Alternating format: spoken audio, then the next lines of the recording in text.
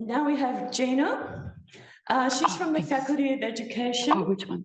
Sorry. And she's going to talk to us about Live the Learning, the Climate Child, and the new Australian science curriculum. Thank you, Gina. Thank you. Sounds pretty boring, doesn't it? Science curriculum. But okay, okay. I hope I'm not too loud on there. I don't like standing way back, so I've tried to bring myself forward here. I'll be spreading out a bit. Okay, just a little bit about myself first off. I'm an environmental educator. I've been that for over 30 years. I'm currently doing, like Natalie, a professional doctorate here in education. My research project is actually called Live the Learning, a secondary school students' experience of science learning through environmental education and place-responsive pedagogy in science. So I'm really interested in my study, I'm really interested in finding out what the young people think about their learning. I want to know what they have to say about it. So my research, I've jumped straight into that. My apologies, everybody, I'm a little bit nervous. So just, how does this work? Do my acknowledgement first. I'm so sorry. I want to pay my respects to Australia's First Nations, in particular the Yugambeh and Bundjalung and Quandamooka nations. That's where I live and work and where we are now. Their long and continuing care and connection to country. Always was, always will be. This beautiful piece of artwork here was created by Leighton Lee. He's a Bundjalung Tunguti Mualgul man. He lives up at Tamborine Mountain, and he prepared this beautiful piece of artwork for where I work. I work at an environmental education centre over at Jacobs Well, and we use this piece of art to welcome people to our centre and to acknowledge the traditional owners. Okay, so that's the title. So it's much easier for you to read my actual thing than hear me say it. That's actually the title of my project, of my research. And there's a group of students who are out doing some pretty cool stuff. I rarely get to be indoors. Now, so what's the aim of it? So we're wanting to generate understanding and new knowledge of how students experience science through environmental education. And these are my research questions. So how does place-responsive environmental education influence, and I'm working with with secondary students from years 8 till 10. What do secondary students have to say about their experience in science learning? How does place-responsive environmental education enable secondary students' agency as informed and active citizens? So you can start to see here a little play on to why I'm interested in the climate child.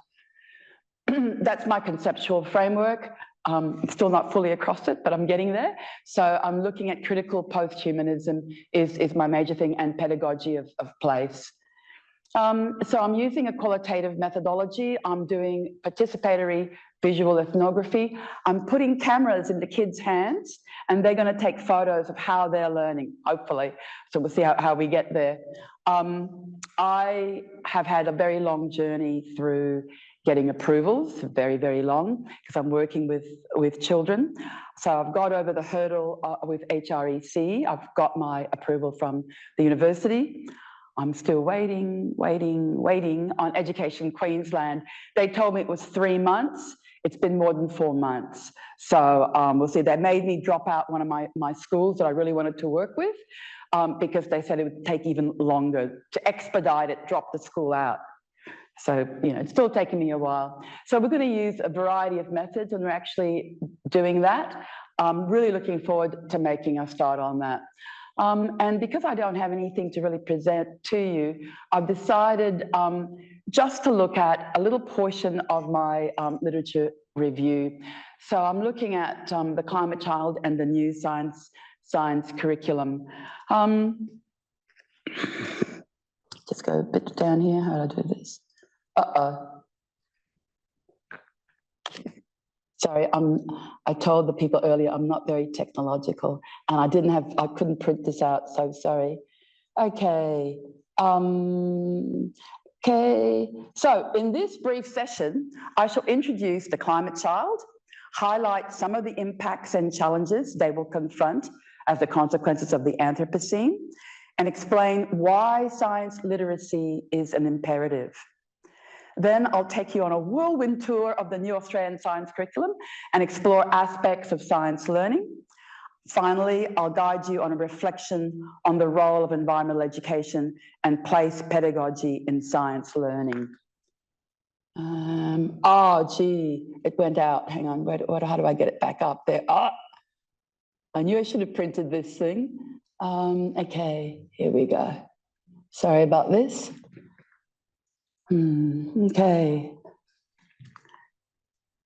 So who is the climate child? Quite simply, it's today's children and young people.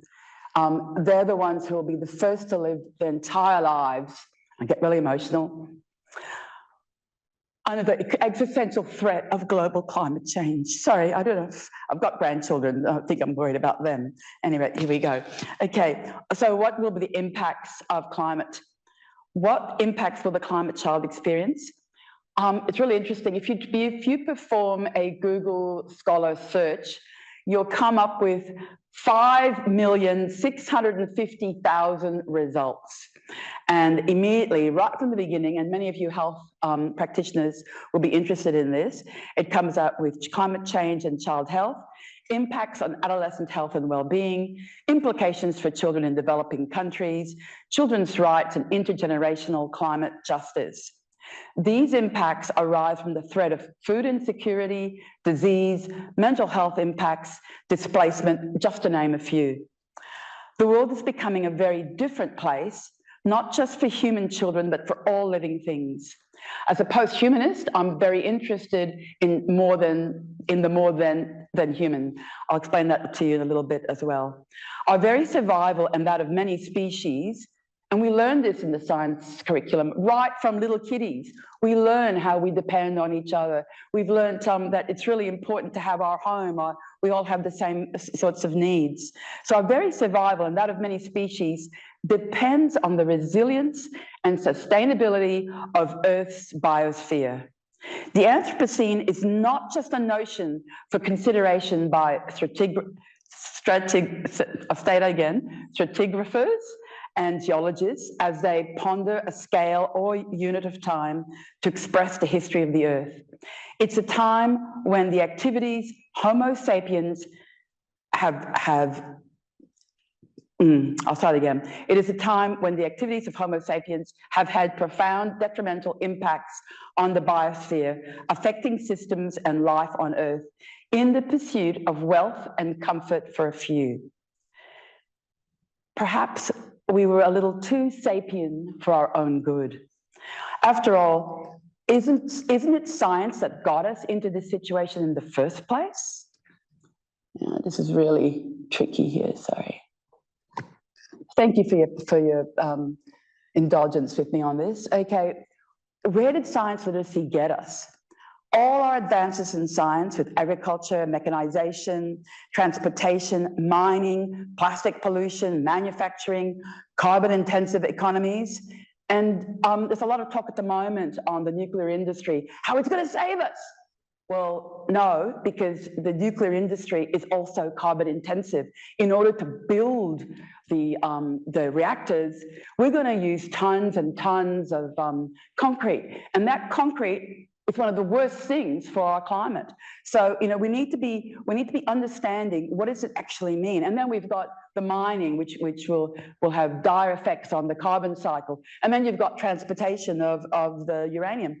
So all these sorts of things, we need to be really mindful about that, be really smart about what we're actually doing. These advances have enhanced our lives so that the current generation, at least in the minority world, have never had it so good. And the climate children, they'll bear the burden of our comfort today. Each part of the globe faces different challenges depending on their natural vulnerabilities and resilience.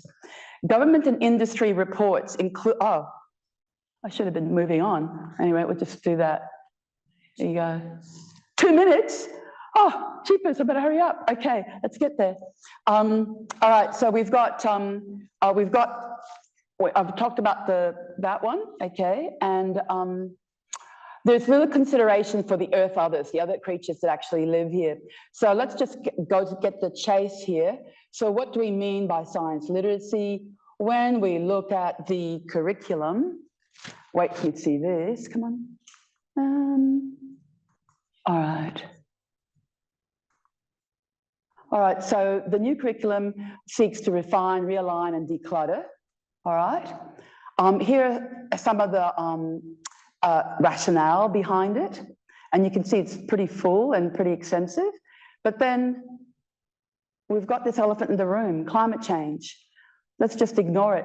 There's not a word. You don't see those two words together in the science curriculum. Not at all. But what you will see, and here's an example from the Year 8 one.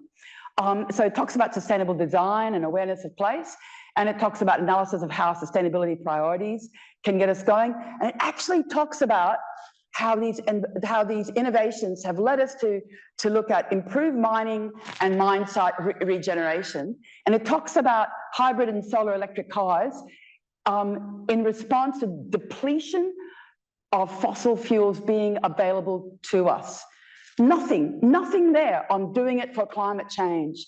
Now, the thing is, you can know all this stuff. Can I beg your indulgence, just have a couple extra minutes, please, because I do have something I want to do with you. So what is environmental education? It actually involves your whole being. So it looks at not just knowledge, it looks at how you're feeling about it. It's immersive, it's transformative, it's reflexive. It uses a lot of the science, the main science pedagogy of engaging, exploring, and explaining. So you can see there. And it helps us to actually reflect on all this. So what I want to do with you though, and I had quite a big spiel there that, Natalie, can you come down and help me for a sec? So what I want to do here is just to give you a sense of what environmental education does. I couldn't take you guys outdoors. So I'm trying to take you, we'll just do this one, I think. Yeah, it'll be good, yeah. So if you just want to pass a few out, you want to take the bag, and I'll do this. So I just want to hand out a couple of these. So don't open the bags yet until I tell you. Okay, don't open the bags yet. You might want to put your computer away. No, have it near the bag. There you go. And there you are. You got enough there. I've got other ones as well. These ones are for feeling, so don't open the bag just yet. I've got other ones here for smelling and feeling as well. Ooh, we might hand out. I'm not sure how the smelling ones are going to work because the bag's very strongly smelling. Yeah, that'll be good. Yes, good. Okay, so this is what I want you to do. So environmental education, when we're out in the field, you saw that photo of me with the little children before. And we're out in the field there, so we're...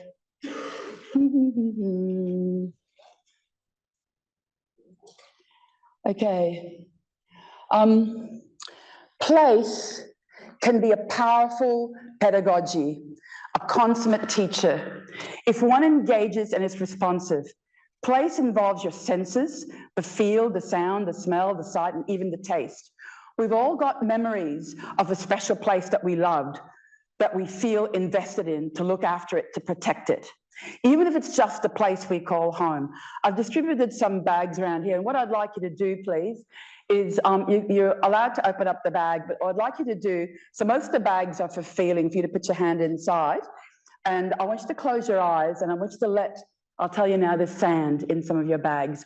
Other bags have got leaves for you to smell. Other bags have got shells for you to feel. So I want you to put your hand inside and let the sand fall through your fingers. Close your eyes. I'm going to be quiet for a few seconds, please. And I want you to think about it and see what memories it elicits for you.